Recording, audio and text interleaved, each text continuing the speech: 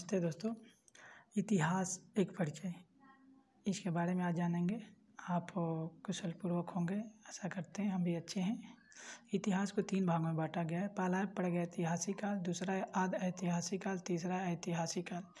प्रागैतिहासिक काल को भी 3 भाग में बांटा गया। पूरा पाषाण काल यानी 50,000 ईस्वी पूर्व से लेकर 9,000 ईस्वी पूर्व तक माना जाता है। दूसरा है मध्य पाषाण काल, इसका है 9,000 ईस्वी पूर्व से लेकर 4,000 ईस्वी पूर्व तक। तीसरा है नव पाषाण काल यानी 4,000 ईस्वी पूर्व से लेकर 25,000 ईस्वी पूर्व तक। इसके बाद आता है आद ऐतिहासिक काल, इसको भी 2 भाग में बांटा गया है। पहला है सिंधु घाटी की सभ्यता, 2500 ईस्वी पूर्व से लेकर 1500 ईस्वी पूर्व तक है। दूसरा है वैदिक सभ्यता, जो 1500 ईसा पूर्व से लेकर 600 ईसा पूर्व तक है।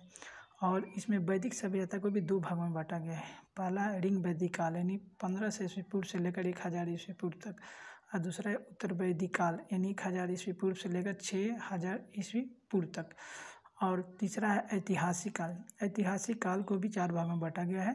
वैसे 3 ही माना जाता है, लेकिन एक आधुनिक विश्व ले लें तो 4 हो जाता है।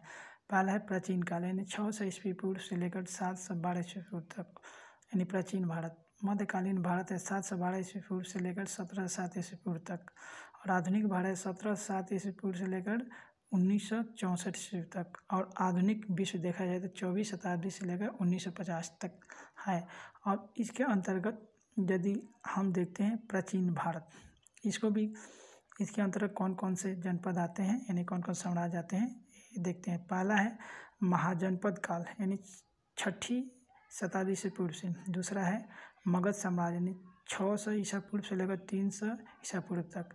तीसरा है मौर्य साम्राज्य यानी 323 ईस्वी पूर्व से लेकर 184 ईस्वी पूर्व तक। एवं संगम काल यानी संगम काल में चेर, पांडव और चोल ये तीनों आते हैं। उसके बाद है मरणोत्तर काल यानी 184 ईस्वी पूर्व से लेकर 313 ईस्वी पूर्व तक।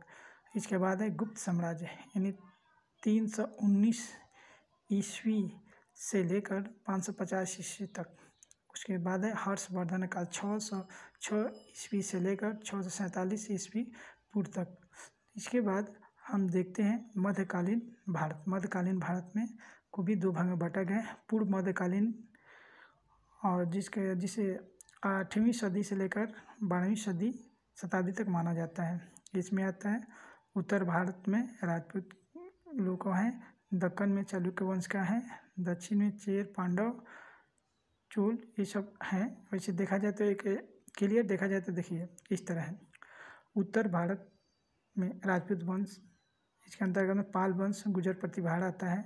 इसके बाद आता है दक्कन में चालुक्य वंश, इसके अंतर्गत पल्लव, राजपूत आते हैं। इसके बाद है दक्षिणी भारत में चेर, पांडव, चोल यानी शाही चोल 9 से 12वीं शताब्दी में आते हैं। उसके बाद है उत्तर मध्यकालीन 12वीं शताब्दी से लेकर 18वीं शताब्दी तक। इसमें है उत्तर भारत में दिल्ली सल्तनत आता है, चौहान और मुगल वंश आते हैं। दक्कन में विजयनगर, बहमनी साम्राज्य आता है।